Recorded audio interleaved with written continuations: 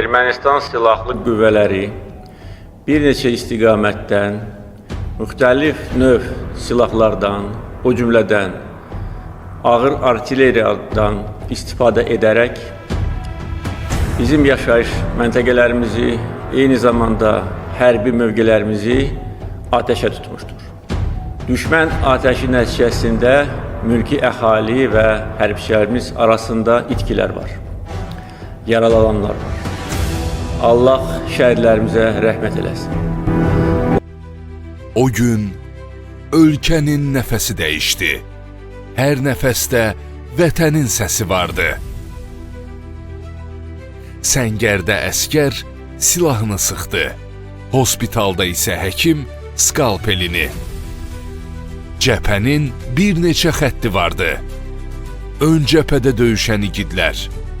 Arxa cəbhədə isə həyatla ölüm arasında mübarizə aparan ağ xalatlı qəhrəmanlar.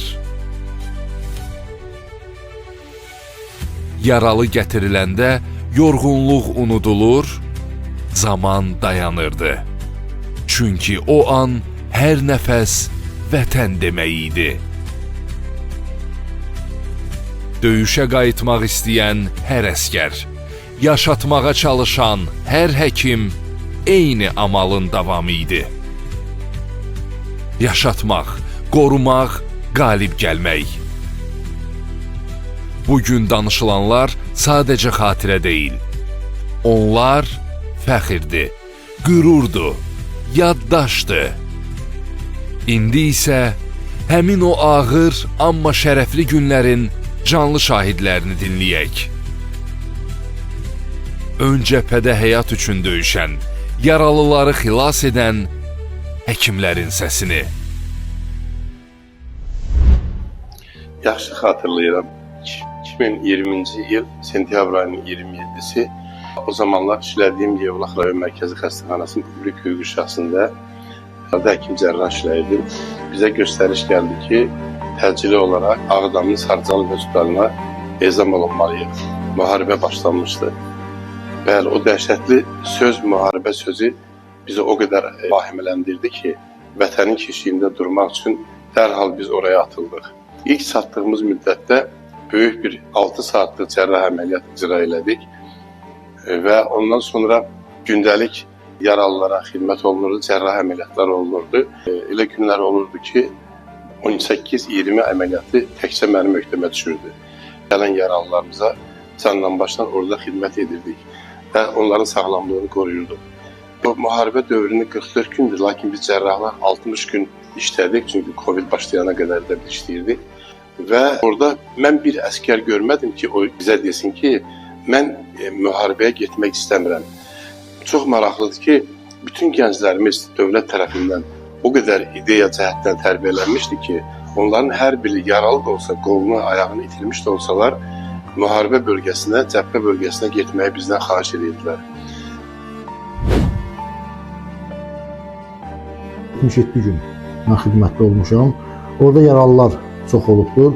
Amma ən yadda qalan hadisənin danışmağa qalanda orada yaralılara yardım edirdik. Bir əskər var idi. Adı familiyası dəqiq yadımda deyil mənim. Həmin o əskər baldırdan miniyə düşmüşdü. Açıq sınıfla yara idi. Əməliyyat olunmuşdu. Yara tam sağalmamışdı. Bu cəbhəyə getmək istəyirdi. Deyirdi, dostlarım, qardaşlarım mənim oradadır, mən burada qala bilmərəm. Onu biz göndərmirdik cəbhəyə. Və cəbhəyə göndərmək də bizim səlahiyyətimiz deyildi. Hərbi qoşulan həkimləri gəlirdilər, onlar yoxlayırdılar. Əgər yaralı idisə, təkrar müraciət edirdi, gedirdi cəbhə bölgəsinə. Bu qoşulan həkimləri gələndə bu pasiyan çıxırdı ki, mən gedirəm. Ayağına ayaqqabını, patinkanı geyindi, o zülümdən bu ayaqsa durdu, özünü elə göstərdi ki, heç bir ağrısı, ayağında heç nə yoxdur. Axır məcbur, dava ilə qırğından getdi cəbhəyə. Bu cəbhəyə gedəndə bizdən nömrə götürmüşdü, mən də nömrəmi vermişdim ona ki, qaydanda əlaqə saxlayar, görüşərik. Üstən 5 gün, 6 gün vaxt keçmişdi. Şimdi mənə zəng gəldi. Qatillər fankası tanıyırsınız. Qatilin bəli tanıyıram da və əskərdir, cəbhədədir. Murovda xidmət edirdi, Murova getmişdi. Bəs dedilər, onun cibindən sizin nömrəni sıxıbdı, şəhid olubdu. Həmin o əskər. O günlər necə qaldı? Həmin günlər, valla mən O 44 günlük vətən müharibəsində, antiterrorda əsgərlərdə yüksək həvəl-ruhiyyə var idi. Şənlik var idi. Onlar elə bir demirdilər biz cəbhəyə gedirik, demirdilər biz gedirik görüşməyə. Hamısı sevinə-sevinə, gülə-gülə, hamısı qaçırdı qabağa ki, yox biz gedək. Mən dostumu qoyanmaram orada qalsın. Yəni bu elə bir hissdir ki, bunu sözlə demək mümkün deyil də. Yəni bu həyat, bunu yaşamaq lazımdır. Orada elə idi ki, hamı bir nəfər üçün, bir nəfər hamı üçün. Yəni elə hadisələr görürdüm, elə bir şeylər, hadisələr baş verirdi, dronlar göydə uçurdu. Yəni orada hər şeyi unudursan da, tamamilə fərqli bir mühitə düşürsən. Adam hər bir şeyi unudur, ancaq deyirsən vətən üçün yaşayasan, ölsən də vətən üçün öləsən. Ölsən də vətən üçün öləsən. Əlbəttə, bu günləri xatırlamaq həm kədərlidir, həm də çox şərəflidir. Kədərli ona görə ki, müharibədir. Müharibə həmişə faciələr gətirir. Şərəflidir ona görə ki, qalibik, qalib bizik. O günlər biz Yevlaxda idik. Gün ərzində bizə daxil olan xəstələrin müxtəlif sahələrdən müxtəlif mütəxəssislərin iştirakı ilə etdik. Gün ərzində 16-24 arası əməliyyat edirdik. O dövrdə əsgərlərdə çox yüksək milli ruh var idi. Hamı özünü mübariz kimi aparırdı. Hamı özünü mübarizə oxşardı. Mən bunun özüm şahidi oldum. Hər bir əsgər yenidən, yəni yaralı deyək və yaralı yenidən ön cəbhəyə, yoldaşlarının yanına qayıtmağa çalışır.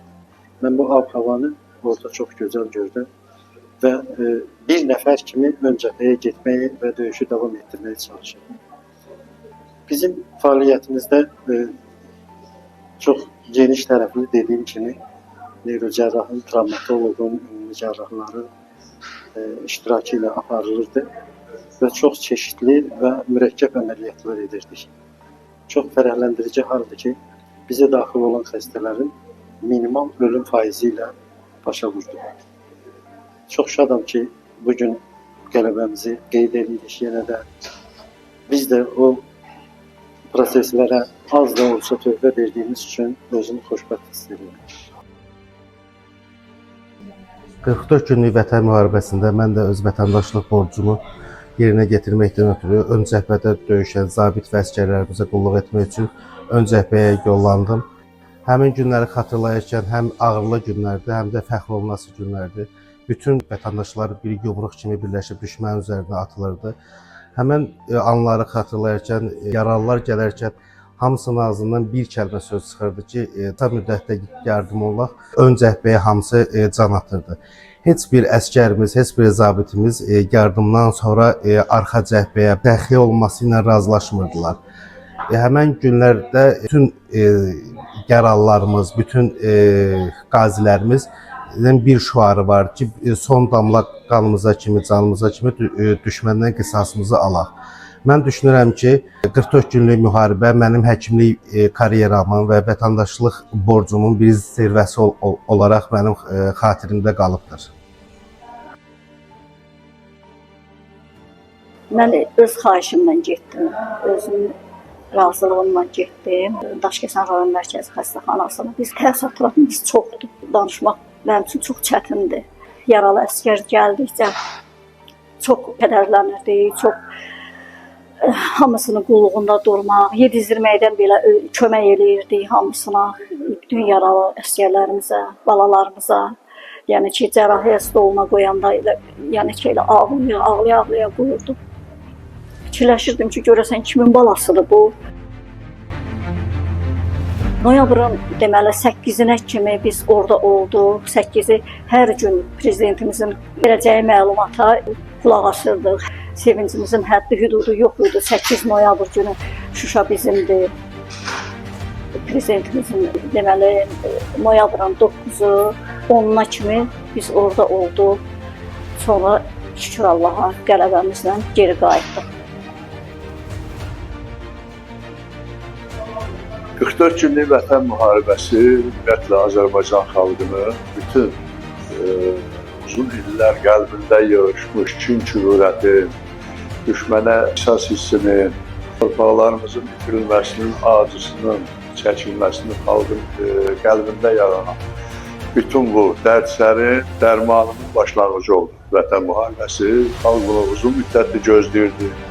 Qisas almaq, ermənidən Xocalının qisasını almaq, ordumuzun itirmiş torpaqlarını geri qaytarmaq. Bu səbirsizliklə gözləyirdi. Şükür Allah 2020-ci ildə Vətən müharibəsində ölkə rəhbərliyinin göstərişi ilə torpaqların azad olması haqqında Vətən müharibəsi başladı.